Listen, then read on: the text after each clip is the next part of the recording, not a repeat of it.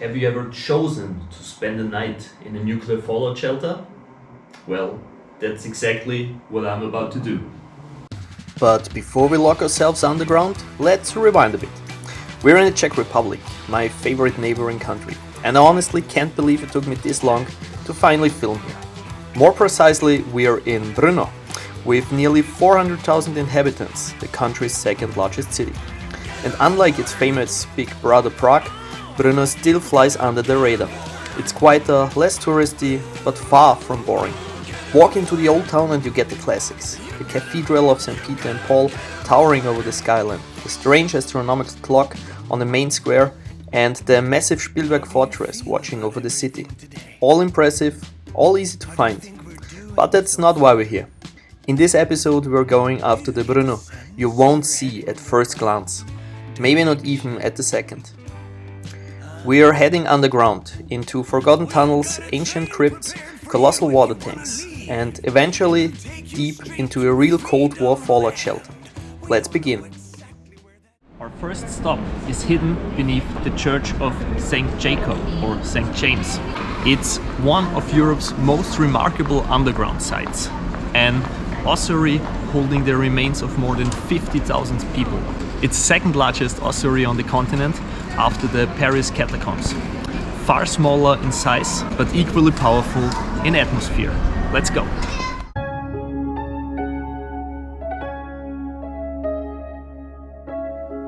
The story begins in the Middle Ages, when a churchyard surrounded the cathedral. As the city grew, space ran out quickly. Like many European cemeteries, graves were reopened after a decade or so, and older remains were moved into underground chambers. Over centuries of plague, cholera, war and siege, those walls filled rapidly. More chambers were dug beneath the cemetery, and even an unfinished tunnel shows that further expansions had been planned. Everything changed in 1784 when Emperor Joseph II banned burials within city walls. The graveyard around St. James was cleared one final time, and tens of thousands of bones were deposited in the vaults. Soon after, the entrance was sealed, and the entire complex faded from memory. For more than 200 years, the ossuary remained forgotten. Then, in 2001, during renovation work on the square above, workers accidentally uncovered the chambers. Archaeologists and specialists moved in, stabilizing the fragile space, cleaning the bones, and arranging many of them into the haunting formations visitors see today.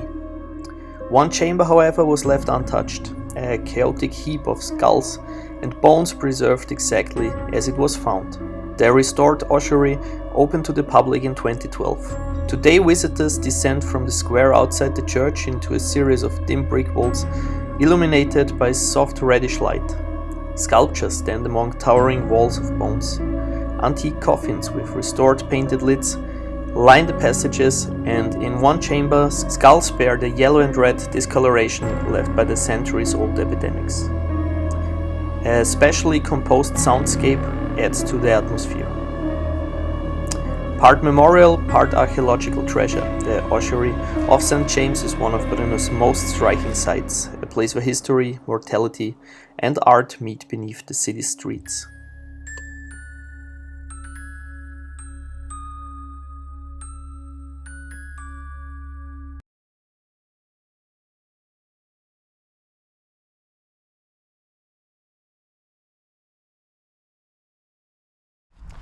Beneath these quiet and grassy hills here on the outer central Brno lies something truly unexpected.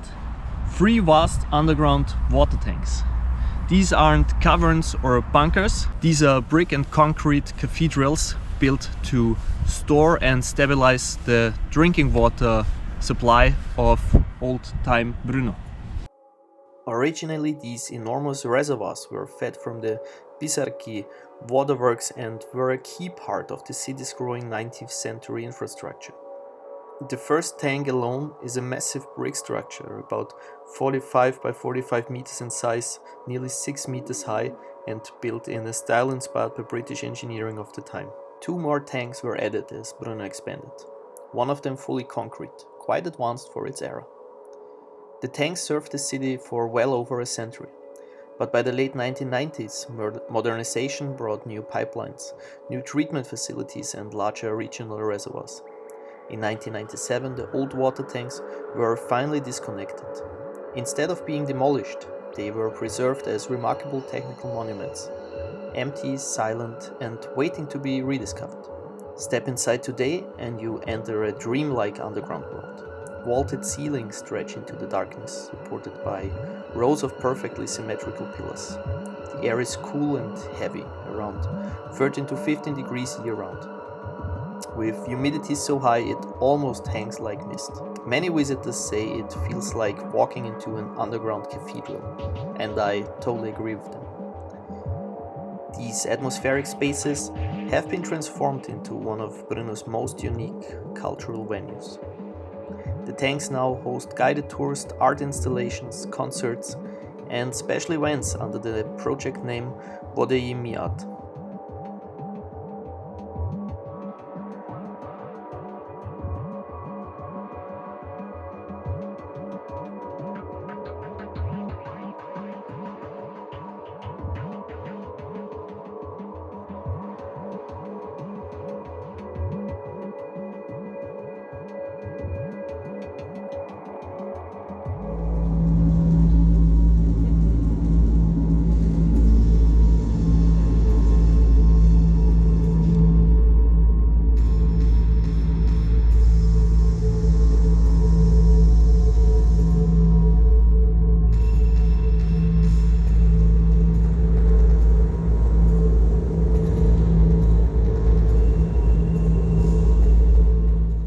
Before we dive into our next stop, the Capuchin crypt, I wanted to take some time to explain where's the difference between a crypt and an ossuary, as we saw before. Because basically both places are used to store human remains, and the biggest difference is that an ossuary is a place where bones are collected and stored, usually after the body has decomposed. And as we saw, often in bigger piles and decorative structures. A crypt, on the other hand, is a place usually under the church or a monastery where bodies have been laid to rest. And in the case of the Capuchin crypt in Brno, some of these bodies naturally mummified, turning this space into one of Europe's most striking examples of death on display. The Capuchin monastery in Brno was founded in the 17th century, and in keeping with the order's ideals of poverty, deceased friars were buried without coffins. A single wooden coffin served only for funeral rites before the bodies were laid on the bare cellar floor heads on bricks. Their mummification was unintentional, caused by the dry air and soil. After 3 centuries, a little more than 200 people were placed here. Those who decomposed fully were later buried in a collective tomb, while over 40 naturally mummified bodies remain. Burials ended in the late 18th century under Emperor Joseph, and the crypt opened to the public in 1925. Visitors first enter a chapel dominated by a silk-lined glass coffin holding the darkened body of Frederick Baron von Trenck. Deeper inside lies the most striking chamber. 20 Capuchin friars arranged on the ground behind an iron gate. Their preserved faces and forms create an eerie yet contemplative scene. A side room holds 4 more friars, and additional halls display coffins with monks and lay benefactors visible through glass lids. Though macabre, the sight often evokes calm reflection. Above the monks, an inscription delivers its timeless message. As you are now, we once were. As we are now, you shall be. In the heart of Brno lies one of the city's oldest and liveliest squares, the Green Market, or Zelni Trh. For centuries this has been the place where locals traded vegetables, fruit, flowers, spices and handmade goods. Surrounded by historic facades, fountains and cafes, the square still feels like living a snapshot of Brno's past. But beneath the market's colorful stalls hides a completely different world. Just a few meters below the cobblestones stretches the labyrinth under the Green Market, an atmospheric maze of medieval cellars, passageways and storage rooms. These underground spaces once served as food stores, wine cellars and shelters during times of conflict. Today they've been restored and open to the public, offering a glimpse into the everyday life of Brno's merchants hundreds of years ago. Descending into the labyrinth feels like stepping into another era. You'll find massive stone walls, old winemaking tools, reconstructed alchemist workshops and dim corridors that weave beneath the heart of the city. It's one of Brno's most fascinating underground sites, hidden right under the bustle of the market above.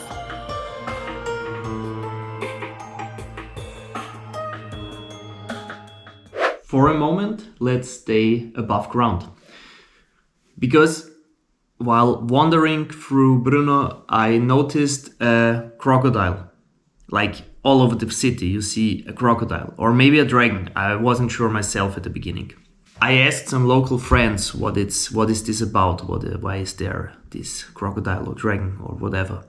And as their answers were not really as satisfying as I hoped they would be, I started digging into it myself. And what I found was every bit bizarre and wonderfully weird as many other stories of Brno. Long ago, Brno was haunted by a terrifying creature that townspeople called a dragon. Though in reality it was almost certainly a crocodile. But the people just were not used to seeing a crocodile because crocodiles are not native to Europe. One legend says it was brought to Moravia as a bizarre diplomatic gift from a Hungarian king who wanted to impress or intimidate the city by presenting them with a living dragon. Nobody knew how to care for such a beast, and chaos followed as it escaped and began to terrify the locals. Another version tells of a brave butcher who finally defeated the creature by luring it with a hide stuffed with lime. When the crocodile drank water, its stomach burst and Brno was saved. And that's why until today there is a plastic crocodile hanging from the ceiling of the old town's hall. Because the legend says that the carcass was preserved, hung in the old town hall and became a trophy of triumph. Over time this dragon turned into the unofficial animal of Brno. A symbol of resilience, bizarre history and a sense of humor about a strange gift that once nearly destroyed them. Hidden under the cathedral on Petrov Hill lies a place built for the end of the world. A silent concrete maze where thousands would have waited for the nuclear fire to pass. Today, crypt sits empty, but the air still feels tense, as if the bunker is holding its breath, waiting for people who never came. This is crypt, a Cold War civil defense bunker carved deep into Brno's bedrock, stretching nearly a kilometer through the darkness. Built in 3 phases between 1946 and 1955, the bunker was designed to protect up to 2,000 people for up to 4 long days after a nuclear attack. Air filtration units, pressure measuring devices, hermetic doors, even a water well, pumps, generators, everything was engineered so that life could continue, even when the world above was burning. Most tunnels are 3 by 3 meters wide, and some sections lie 35 meters below the surface. Today, walking through them feels like exploring a time capsule. Old electrical panels sit frozen in time. Thick pipes, once filled with filtered air, still line into the ceilings. In dusty corners you can find abandoned personal items, objects someone once dropped in a hurry, never to return. 2 of the bunker's hidden exits lead straight into the cellars of the Capuchin monastery. Imagine monks walking above ground, unaware that the nuclear shelter full of terrified civilians could have been hiding directly beneath their feet. For visitors brave enough, there is even a dark tour option. Most of the route is illuminated only by your headlamp. Crypt was never used for its intended purpose. And maybe that's the strangest thing of all. A bunker built for apocalypse that never came.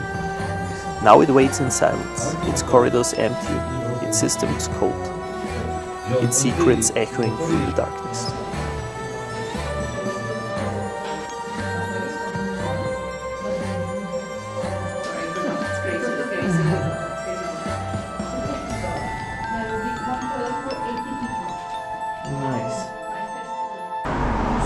and now from a bunker that lies in ruins, we're gonna check out a bunker that is actually kind of working until this day. Let's go. The 10Z is a bunker below the Spielberg fortress, built just like the crypt Dennis after the Second World War. While the bunkers are only about 5 minutes apart from each other by foot, they had different purposes. As we already know, Dennis was built rather for public. The 10Z bunker began life during World War II as an air raid shelter to protect the city from Allied and Soviet bombings. After the war, it briefly served as a wine storage site before being confiscated by the communist regime in 1948. In 1959, it was converted into a top-secret nuclear fallout shelter capable of housing around 500 key officials for 3 days. The bunker remained classified and under army control until 1993, after which it was eventually opened to the public in 2016 as a preserved technical monument. It's already quite long way to the rooms. Already took the wrong way.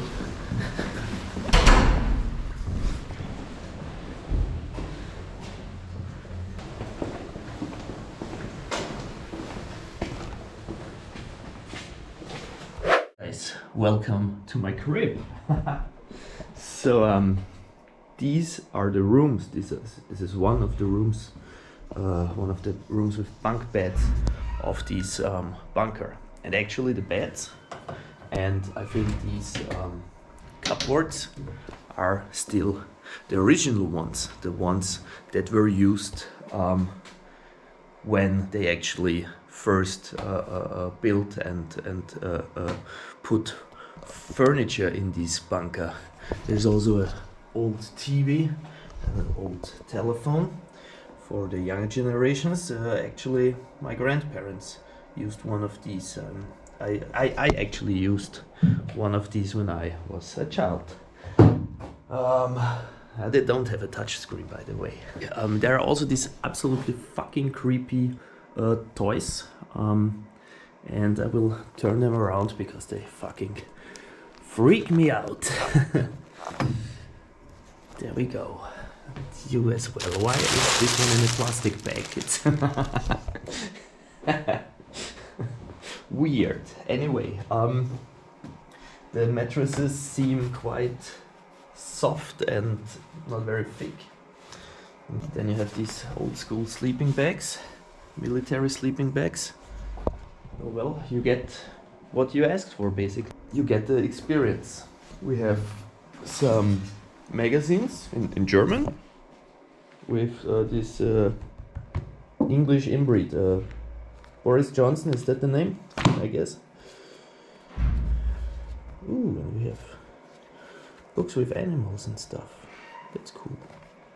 Nice. I'm gonna read it later. Don't know if you can hear it, but there is the ventilation, obviously, because we need fresh air inside here. I'm not sure if it will stay like this the whole night, but I guess. I'm afraid it will. So I think now I'm gonna show you the bathroom, and then we're gonna have a look into the museum, because this bunker is partly a hostel with dorm beds. I actually booked a private room, but they fucked something up, but so they offered me this dorm room for myself. Yeah, the other part is a museum where there is the history of this bunker showcased and all that stuff.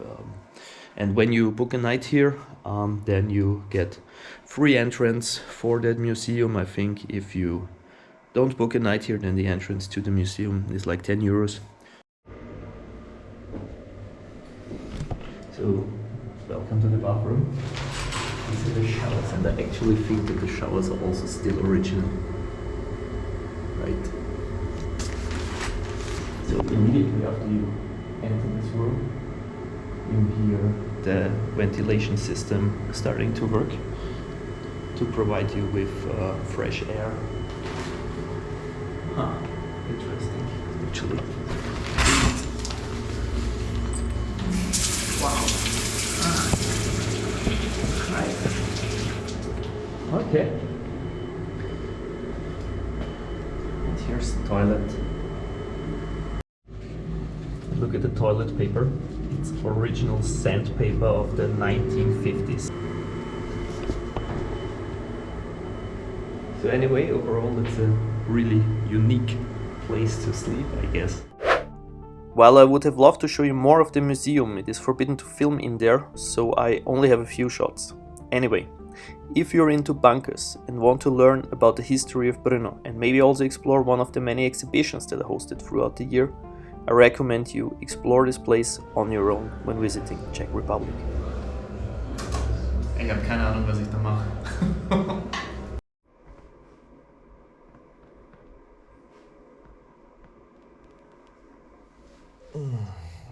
Dobre ráno, good morning. Whew. So that was an experience, the night in this bunker. It was rather uncomfortable. The beds are there are these bunk beds. You can feel all of this because the mattresses are also rather uncomfortable. Maybe if you ever served in military, you know them. These sleeping bags, they're quite warm, but they have like everywhere these zippers, and it's also not so nice if you have them in your face or wherever the whole night. This light over here is like my final boss. As soon as someone moves outside of the room, this light goes on, and it takes like, I think like half an hour, I guess, until it shuts down again, for which reason ever. So there is always light coming into the room, and maybe you heard that right now. I hope you heard that, because like the doors are very noisy. Yeah, so not such a nice night. It wasn't that cold. Many people say it's very cold in here. Maybe because it's winter, it doesn't feel so cold. Maybe in summer it feels way colder here. It has around 18 degrees the whole year round in here. That was an experience. First night sleeping in a bunker. It's not luxury in any way, but that's what I expected. Now we know how that feels as well. But well, yeah, I'm gonna keep it with the slogan of this bunker. Let's hope it never serves its initial purpose. Something that's also a bit like you have to get used to. It's apart from this light, it's pitch black, and it's already like 9 in the morning, so there is obviously no natural light source.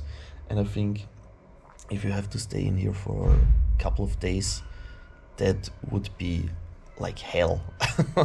I don't think that's nice in any way. Therefore, I'm really happy that I can go upstairs now and breathe some fresh air, and that I'm not actually trapped in this bunker. Okay, so I'm gonna get up to have some breakfast now, and I hope you enjoyed this video. And as always, if you haven't yet, subscribe to the channel, hit the like button if you liked the video, and I hope to see you guys next time. Bye!